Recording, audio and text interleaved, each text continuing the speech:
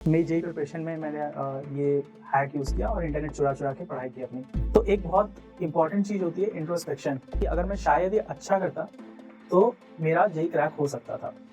मैं तुम्हें 10 चीज़ें बता सकता हूँ, जो तुम्हें नहीं करनी है और अगर वो तुम करोगे, तो तुम्हारा जेईई क्रैक नहीं होगा। जब प्रिपरेशन आप कर रहे हो ना, शुरू कर रहे हो या इनफैक्ट लाइफ में कुछ भी कर रहे हो, तो आपका व्हाई बहुत क्लियर होना चाहिए। क्यों कर रहे हो? मेरा नाम पीयूष पटेल है और मैं अभी करंटली बैंगलोर में as a product manager job कर रहा हूँ एक स्टार्टअप में। आईटीजेई अपना क्रैक किया था 2017 में एंड उसके बाद फिर मैंने अपनी पढ़ाई आईटी कानपुर से की, सिविल इंजीनियरिंग किया 4 साल। 2022 में मैं ग्रेजुएट हुआ with another degree from IT Kanpur only, economics में मास्टर्स भी मैंने किया साथ में। तो मेरी जर्नी की शुरुआत हुई थी बिफोर इवन क्लास 10th के पहले से ही। तो मैं बहुत ही नॉर्मल एवरेज बच्चा था, बहुत ज़्यादा पढ़ाई में अच्छा तो नहीं था। बट हाँ, ये था कि 10th आया तो प्रेशर बना कि भाई पढ़ना है। तो वहाँ पे एक मैं बोलूँगा 10th में मैंने पढ़ना सीखा पहली बार कि एक टाइम पे 5-5, 6-6 घंटा बैठ के आप पढ़ते कैसे हो। अच्छी बात ये है उस टाइम 94.4% आ गए, मेरा 10th हो गया। उसके बाद अब आगे क्या करेंगे? ऑफ कोर्स जैसे सब लोग साइंस लेते हैं, मैंने भी साइंस ली। थोड़ा-सा साइंस की तरफ इंक्लिनेशन भी था बिकॉज़ मैं डिस्कवरी पे काफ़ी सारे शोज़ वगैरह देखता था एस्ट्रोफिज़िक्स और इन सब को लेके। तो एक अंदर से जेन्युइन इंटरेस्ट था फिज़िक्स को लेके। मैंने साइंस ली और इवेंचुअली एम तो ये था कि मैं कोई साइंटिस्ट बन जाऊँगा, यूएस में जाके नासा वगैरह में काम करूँगा। बट हुआ कुछ अलग। तो मेरे क्लास में उस टाइम बाय द वे मेरे को जेईई के बारे में, आईआईटी के बारे में कोई नॉलेज नहीं थी। होते क्या हैं, ये क्या चीज़ है, इंजीनियरिंग में ये बहुत ही टॉप लेवल के कॉलेजेस हैं, ऐसा कुछ आइडिया नहीं था। बट मेरे एक टीचर थे, कंप्यूटर साइंस पढ़ाते थे हमको। वो क्लास में आते थे, कंप्यूटर अपना पढ़ा के सब्जेक्ट खत्म करते, उसके बाद वो जनरली हमसे डिस्कस किया करते थे कि भाई देखो, क्योंकि उनका बेटा भी जेईई की प्रिपरेशन कर रहा था, तो मुझे बताया करते थे हम लोगों को कि ये अभी प्रिपरेशन में ये देखो एग्जाम में होने वाला है, ऐसा पैटर्न चेंज हो गया है, सिलेबस चेंज हो गया। एंड कहानियाँ सुनाया करते थे सक्सेस की, आईटी जेईई जो निकाल रखे हैं वो लोग कहाँ पे हैं इस टाइम ऐसे। तो मेरा भी एक बार अंदर से इंटरेस्ट आया कि देखें है क्या, जानने की कोशिश की। तो इंटरनेट पे गया, सर्च मारा आईटी है क्या। मैंने देखा जो आईटी के ग्रेजुएट्स हैं, एलम्स हैं, वो कहाँ-कहाँ हैं, है ना, सुंदर पिचाई, चेतन भगत। तो मैं काफ़ी इंटरेस्टेड हुआ कि यार इनकी लाइफ़स्टाइल तो बहुत अलग है एज़ कम्पेयर टू जो नॉर्मल लोगों की होती है। तो मुझे लगा कि इस आईटी में एक्चुअली में कुछ हो सकता है, वैल्यू है।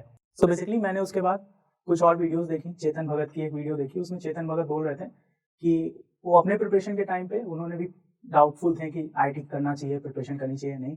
उन्होंने किसी से पूछा था एंड जिस बंदे से पूछा था उन्होंने बोला था कि इट्स डेफिनेटली वर्थ इट और अगर उनको मौका मिले दोबारा तो वो दोबारा से आईटी जेईई क्रैक करेंगे। तो ये मेरे को कुछ ज़्यादा ही इंस्पायरिंग लगा कि एक ऐसा एग्ज़ाम जो इंसान दोबारा देना चाहता है। तो ठीक है, वो बंदा दोबारा दे सकता है तो मैं एक बार क्यों नहीं दे सकता? ट्राई करते हैं। वहाँ से मेरा अपना जो प्रिपरेशन का माइंडसेट बना क्योंकि उस टाइम फाइनेंशियल कंडीशन इतनी अच्छी नहीं थी कि बहुत नई बुक्स या फिर कोचिंग वगैरह अफोर्ड कर सकें। तो मैंने इंटरनेट पे देखा कौन-कौन सी बुक्स लगती हैं। गया, पुराना मार्केट लखनऊ में लगता है। वहाँ जाके बुक्स वगैरह मैंने खरीद ली। बुक्स खरीद के मैं घर आया, उसके बाद अब उस बुक में बहुत हाई लेवल का कंटेंट लिखा हुआ है। समझ में कुछ आ नहीं रहा था। लेक्चर्स चाहिए थे उन कंटेंट को समझने के लिए।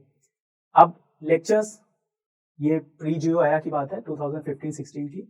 उस समय इंटरनेट पे इतना लेक्चर होता नहीं था। बात करें तो कुछ ऑर्गेनिक केमिस्ट्री के लेक्चर्स वगैरह थे, कुछ मैथ के कुछ 1-2 टीचर्स लेक्चर पढ़ाया करते थे।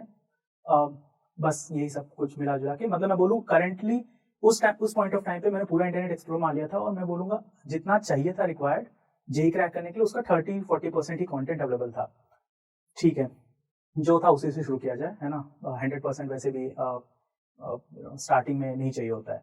इस माइंडसेट के साथ मैं उन लेक्चर्स को देखना शुरू किया। इंटरनेट पे कुछ और भी ऑनलाइन कुछ लोगों ने अपने नोट्स वगैरह स्कैन करके डाल रखे थे। वो भी मैंने डाउनलोड कर लिया, उनसे भी मैं अपनी पढ़ाई करता। तो मेरे पास 3 चीज़ें थी, ऑनलाइन नोट्स किसी के, बुक्स पुरानी हमारे पास जो थी और लेक्चर्स, इन सब का मिक्स करके हम पढ़ते थे। एक इंटरेस्टिंग कहानी ये भी है, तो जब मैं प्रिपरेशन कर रहा था उस टाइम 11th-12th में, तो इंटरनेट उस टाइम काफ़ी कॉस्टली था, प्री जियो एरा था। उस टाइम 1 जीबी ₹100 का आता था। ऑनलाइन लेक्चर्स देखना भी मैं अफोर्ड नहीं कर सकता था। मोबाइल पे तो नहीं देख सकते थे ना, इतना सारा लेक्चर कंटेंट, कई जीबी मतलब हज़ारों का खर्चा तो इंटरनेट पे बैठ जाता। तो क्या किया जाए, एक चीज़ है मतलब साइबर कैफ़े पे जाके आप बैठ के देखो, बट साइबर कैफ़े भी इतना सस्ता नहीं था, 1 घंटे को ₹10 चार्ज लेते थे।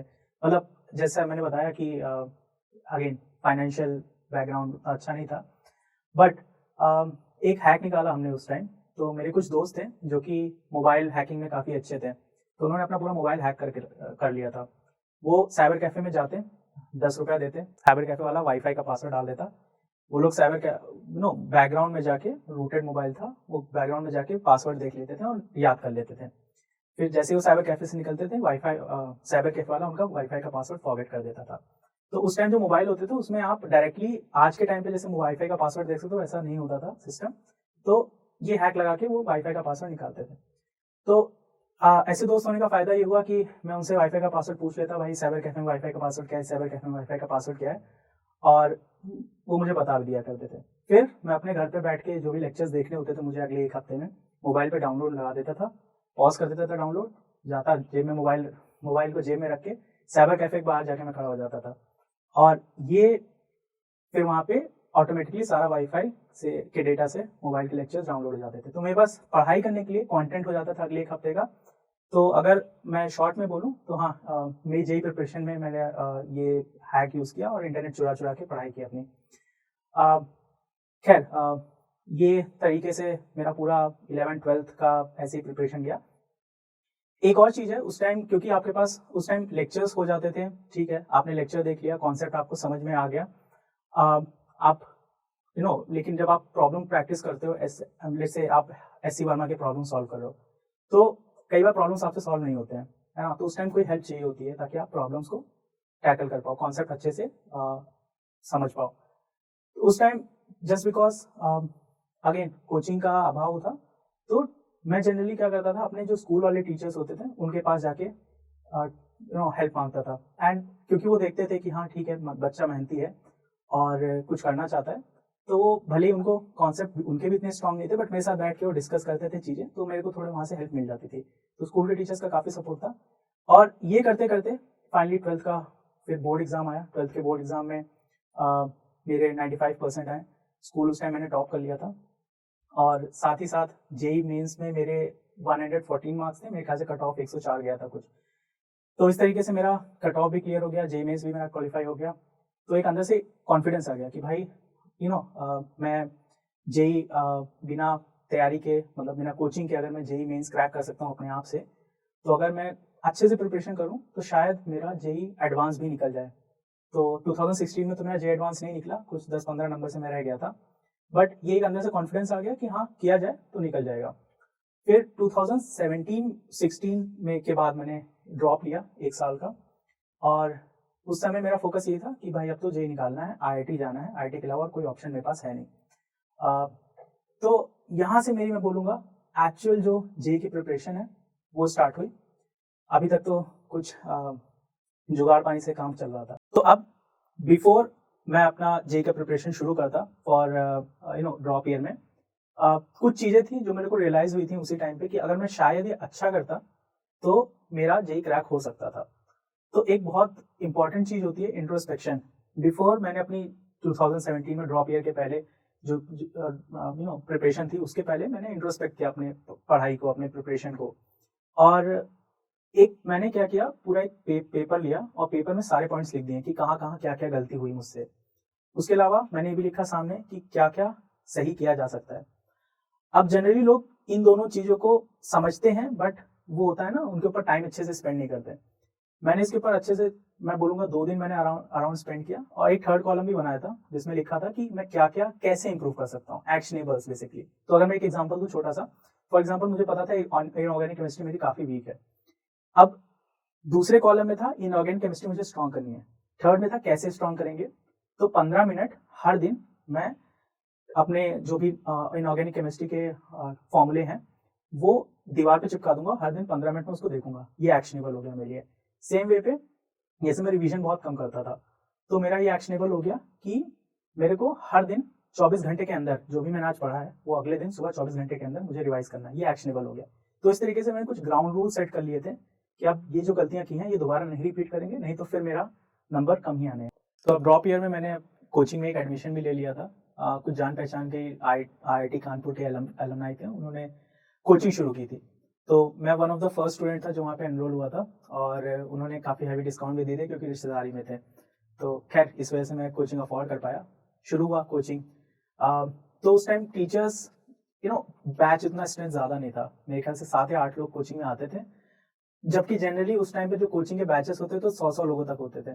तो ये काफ़ी अच्छा प्लस पॉइंट हो गया मेरे लिए कि मेरे पास काफ़ी ज़्यादा टाइम टीचर्स का मिलता था, मुझे पर्सनलाइज़ अटेंशन मिलती थी, और जब भी मुझे अगर कोई डाउट वगैरह आता, मैं टीचर्स को रोक के आधा घंटा क्लास के बाद भी पूछ सकता था चीज़ें, एंड वो हेल्पफुल काफ़ी थे, तो बता भी दिया करते थे। तो मेरे सर कहा करते थे कि जेईई क्रैक करने का कोई ऐसा हार्ड एंड फास्ट रूल नहीं है। मैं तुम्हें 10 चीज़ें बता सकता हूँ जो तुम्हें नहीं करनी है, और अगर वो तुम करोगे तो तुम्हारा जेईई क्रैक नहीं होगा। उन्होंने एक चीज़ मुझे खास तौर पे बताई थी कि भाई देखो, अगर तुम दिन में 8 घंटा पढ़ाई करते हो तो 99.9% चांसेस है तुम्हारा सिलेक्शन हो जाएगा। बेस्ड ऑन उन्होंने जो भी मेरे मतलब बैकग्राउंड देखा, जिस तरीके से मैं पढ़ता था, वो तब देख के उन्होंने मुझे बताया था और कहा था कि 8 घंटा पढ़ो।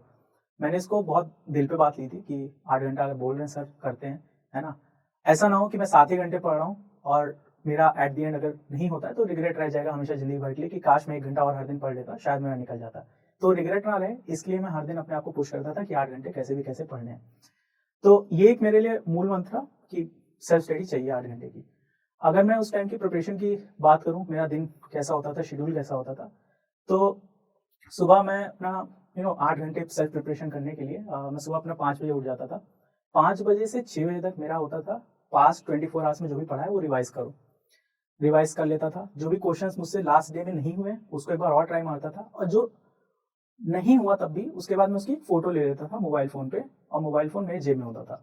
उस टाइम में मोबाइल फ़ोन यूज़ तो करता था, स्मार्टफ़ोन ही था, बट उसमें ना व्हाट्सएप था, ना ही कोई सोशल मीडिया, कुछ नहीं था। फिर केवल जेईई की प्रिपरेशन वाली चीज़ें होती थी। सोशल कम्युनिकेशन मेरे दोस्तों से मेरा ज़ीरो था। तो बस पढ़ाई को लेके जो भी करना था, मोबाइल में वही होता था। तो हाँ, स्क्रीनशॉट ले लिए, सारे फ़ोटोज़ ले ली, मुझे क्या-क्या नहीं मुझे समझ में आया है। उसके बाद 6 बजे से साढ़े 6 बजे तक मैं अपने एक बार सारे के सारे जो भी डाउट्स होते थे कागज़ पे लिख लेता था कि हाँ, ये मुझे जाके कोचिंग में आज सॉल्व करना है या पूछना है। और साथ वही उसके बाद फिर मैं नाश्ता खाना होता था। नाश्ता खाना खाने के टाइम भी, नहाने के टाइम भी मैं क्या करता था कि एक प्रॉब्लम कोई भी जो कि पिछले दिन पे नहीं सॉल्व हुई है, वो दिमाग में बैठा लेता था और उसके बाद मैं सोचता रहता था कि ये कैसे कर सकते हैं, कैसे कर सकते हैं, है ना? क्योंकि ये भी एक मूल मंत्र था जो मेरे सर ने ही बताया था कि अगर तुम्हें जेईई क्रैक करना है, तो हर समय तुम्हें किसी न किसी प्रॉब्लम्स के सॉल्यूशन के बारे में सोचना पड़ेगा। तो ये भी मैं काफ़ी रिगरसली फॉलो करता था। खैर उसके बाद फिर मेरा बस पकड़ने का टाइम होता था, सिटी बस पकड़ता था। मेरा कोचिंग 8-10 किलोमीटर दूर था, 1 घंटा लगता था अराउंड पहुँचने में। उस समय भी जब मैं बस में बैठा होता था, तो अपने मोबाइल में जो भी मैंने फ़ोटोज़ ले रखी हैं, स्क्रीनशॉट्स ले रखे हैं, इनऑर्गेनिक केमिस्ट्री के मैंने कुछ नोट्स बना रखे हैं। उन नोट्स को मैं रिवाइज़ करता रहता था, बार-बार देखता रहता था, क्या है? आस-पास कौन है, क्या बैठा है, क्या बातें चल रही हैं, मेरा कोई ध्यान नहीं। तो ये फ़ोकस रहता था मेरा। कोचिंग पहुँचता, 4 घंटे की 5 घंटे की कोचिंग होती थी, 1 बजे छूटता। घर आते-आते ढाई बज जाते, 2 बज जाते, कुछ ऐसा ही समय रहता। 3 बजे वापस मैं अपनी पढ़ाई शुरू कर देता। अब मेरे पास सुबह मैंने 1 डेढ़ घंटा पढ़ लिया है। मुझे वापस से अब यहाँ पे 6 साढ़े 6 घंटा पढ़ना होता है। तो मुझे 3 बजे अगर मैं शुरू कर रहा हूँ, तो मेरा 9 साढ़े 9 बजे ही मैं खत्म करूँगा। एक गो में बैठता, 2 घंटा लेट्स से मैं कोई 2 सब्जेक्ट पकड़ता था। 2 घंटा मैं फिज़िक्स पढ़ा, 2 घंटा मैथ पढ़ा, 1 घंटा थर्ड सब्जेक्ट कुछ पढ़ लिया। तो इस तरीके की मेरी पूरी प्रिपरेशन स्ट्रैटेजी रहती थी, उस दिन की मेरी दिनचर्या रहती थी, और इसको अराउंड मैंने अ, मैं बोलूँगा 9 या 10 महीने के आस-पास फ़ॉलो किया, जब तक मेरा फाइनली वो जो जेईई वाले एग्ज़ाम्स होते हैं ना, मॉक टेस्ट वगैरह, जब तक वो नहीं आ गए तब तक यही फ़ॉलो होता था। तो दिन में मैं 8 घंटे निकाल के कैसे-कैसे इस तरीके से पढ़ता था। और इसके बाद फिर हाँ, मॉक टेस्ट वगैरह दिए, मॉक टेस्ट में भी अपनी एक अलग स्ट्रैटेजी थी, जो कि वही कि सेम टाइम पे बैठो 9 बजे से 12 बजे तक, और उसके बाद फिर 2 बजे से 5 बजे तक जो भी एग्ज़ाम का टाइम होता है उस टाइम पे बैठो, सॉल्व करो पेपर, एनालाइज़ करो, फीडबैक लो। तो ये सब मेरा जो जनरली हर कोई फ़ॉलो करता है, वही मैं फ़ॉलो करता था। फिर फाइनली अपना जेईई मेंस का टाइम आया, जेईई मेंस का एग्ज़ाम दिया। जेईई मेंस में मेरे उस टाइम अराउंड 230 नंबर आए थे। 360 नंबर का पेपर होता था। अच्छी रैंक आई थी जेईई मेंस में। उसके बाद जेईई एडवांस का मैंने पेपर दिया। इवेंचुअली काउंसलिंग होती गई, first phase, second phase, 7th phase तक पहुँचते-पहुँचते मेरे को आईआईटी कानपुर में एडमिशन मिल ही गया। तो आईआईटी कानपुर में एडमिशन मिल गया, लेकिन वो जो होता है ना एक अंदर से बिलीफ कि मतलब खुशी, वो तब आई जब मैंने फाइनली कॉलेज में कदम रखा। मेरे को उससे पहले यकीन नहीं हो रहा था कि आईआईटी में एडमिशन मिला है। मेरे को डर लग रहा था ऐसा ना हो कि बोल दें कल को कि तुम्हारा पेपर कुछ गलत हो गया था, तुम्हारे नंबर गलत आए थे, निकाल दें। तो जब मैं कॉलेज में वापस फाइनली पहुंच गया, मेरे को एडमिशन के लिए जब बुलाया कि हाँ ठीक है यहाँ साइन कर दो, यहाँ ये कर दो, फिर मेरे को बिलीव हुआ। तो ये थी मेरी प्रिपरेशन की जर्नी। खैर जब मैंने प्रिपेयर कर लिया, उसके बाद जब मैं पहुंच गया, उसके बाद वहाँ पे जो मेरे साथ में लोग थे उनकी कुछ रैंक्स थी, अच्छे अच्छे रैंक्स भी थे। कुछ लोग जिनके साथ में मैं देखता था कि मैं कुछ टेस्ट सीरीज ज्वाइन कर रखे थे उस टाइम पे, कुछ लोगों के मैं देखता था कि ये लोग फर्स्ट आ रहे हैं सिटी लेवल पे, सेकंड आ रहे हैं, उनसे भी मिला मैं वहाँ पे जाके कि सेम ही कॉलेज में उन्होंने भी एडमिशन लिया है। तो मैंने उनसे पूछा, और भी बाकी मेरे दोस्त लोग थे, उनसे पूछा कि भाई क्या ऐसा किया तुमने कि तुम्हारे लगता है कि आईआईटी में तुम्हारा एडमिशन हो गया, क्या डिफरेंट था। तो उन्होंने मुझे ये बताया कुछ चीज़ें हैं विच आई फील मैं आपके साथ शेयर करूँ, और दिस विल बी लाइक मैं बोलूँ इस पूरे टॉक का एक क्रक्स है ना, और आज भी ये काफ़ी रेलिवेंट है। तो one of the thing is कि यार अपना जब प्रिपरेशन आप कर रहे हो ना, शुरू कर रहे हो, या इनफैक्ट लाइफ में कुछ भी कर रहे हो, तो आपका वाई बहुत क्लियर होना चाहिए, क्यों कर रहे हो। कई लोगों का ये रहता है कि मम्मी पापा के सपने पूरे करने हैं, कई लोगों का ये रहता है कि चलो फाइनेंस अच्छा हो जाएगा। उस समय मेरा वाई ऐसा था कि मेरे को चेतन भगत और इन सब लोगों को देख के काफ़ी ज़्यादा वो जो लाइफस्टाइल वो लोग जी रहे हैं वो काफ़ी इंस्पायर करती थी। तो मेरा तो वाई वो था, और ये मेरे ख्याल से मेरे लिए काफ़ी स्ट्रॉन्ग रीज़न था कि मैं अपने आप को पुश कर पाऊँ पढ़ाई करने के लिए। आपका वाई जो है वो इतना स्ट्रॉन्ग होना चाहिए कि आप जब डीमोटिवेशन वाली फेज से गुजर रहे हो वो आपको उठा सके। तो this is one of the learning, ठीक है। वर्क ऑन योर वाई, भले उसको निकालने में 1 महीना 2 महीना भी लग जाए, लेकिन वो निकालो, है ना, सॉलिड होना चाहिए। दूसरा ये है कि आपके पास कोई प्लान बी नहीं होना चाहिए। जब मैं प्रिपरेशन कर रहा था तब उस टाइम मेरा केवल एक ही प्लान होता था, आईआईटी। मैं प्लान बी के बारे में कोई ऐसा मेरे दोस्त लोग कहते थे कि भाई अगर यहाँ नहीं मिला तो यहाँ एडमिशन ले लेंगे, यहाँ नहीं मिला तो यहाँ एडमिशन ले लेंगे। मेरा ऐसा कुछ नहीं था। मेरा था कि आईआईटी नहीं होगा, ऐसा ऐसा मैं सोचता भी नहीं था, मतलब होगा यहीं होगा, यहीं तो जाना है ना। तो बिफोर मेरा एडमिशन हुआ मैं मान चुका था मैं आईआईटी का स्टूडेंट हूँ। तो वो माइंडसेट भी अपने आप आ ही जाता है, जो जारूपन भी आ ही जाता है कि अब तो मतलब ये आइडेंटिटी का पार्ट है, कैसे भी करके पहुंचना है वहाँ पे। तो और इसके अलावा थर्ड पॉइंट ये कि आपको मेहनत जो आपकी होगी उसी से आपका एडमिशन होगा। तो इट्स लाइक कि आपको अगर 8 आवर्स की सेल्फ स्टडी करनी है, टीचर ने बताया है, तो आप करो। You need to push yourself, है ना। कोई ऐसा बहाना नहीं कि आज बुखार है तो आज हम नहीं पढ़ेंगे। बुखार है ठीक है, आप मे बी सोच नहीं उतना अच्छा सकते, बट जो आपने वापस 2 महीना पहले पढ़ रखा है वो तो आप रिवाइज कर सकते हो ना। तो भले आप बेड पे पढ़ो, बट कुछ ना कुछ तो पढ़ते रहो, कुछ ना कुछ तो करते रहो, हमेशा दिमाग में कुछ ना कुछ चलना चाहिए। तो ये रहता है, और यही है कि कोई शॉर्टकट होता नहीं है सक्सेस का, है ना। जितने भी मेरे दोस्त हैं जिनसे भी मैंने पूछा कि भाई आईआईटी में तुम्हारा सिलेक्शन हो गया, कई लोगों को लगता है कि बहुत इंसान जीनियस है इस वजह से इसका सिलेक्शन हो गया। ऐसा होता नहीं है, मैंने बहुत जीनियस लोगों को भी देखा है, उनका सिलेक्शन नहीं होता। Geniusness is one of the factors, but eventually वो आपका हार्डवर्क ही है जो आपको वहाँ पहुँचाता है। अगर आप कम जीनियस हो, मेरे जैसे एक एवरेज स्टूडेंट हो, तो आपका हार्डवर्क ही आपको आगे ले जाएगा। तो ये थी मेरी कहानी, और मैं थैंक्स करना चाहता हूँ जोश टॉक्स जे को, जिन्होंने मुझे प्लेटफॉर्म प्रोवाइड किया ताकि मैं अपनी कहानी आपके साथ शेयर कर सकूँ और आपको भी हेल्प मिल सके।